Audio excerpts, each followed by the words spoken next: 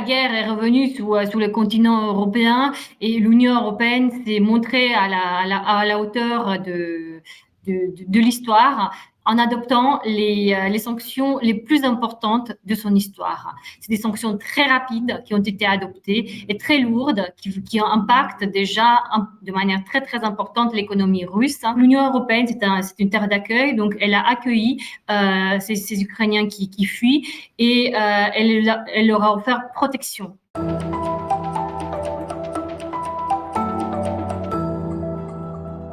Nous avons vu une accélération de l'Europe de la défense. En 6 jours, il y a eu plus de progrès qu'en 20 ans d'Europe de la défense. Nous avons décidé pour la première fois d'investir dans des armes létales. Donc, 500 millions d'euros ont été investis pour livrer des armes létales à l'armée ukrainienne pour lui permettre de se battre.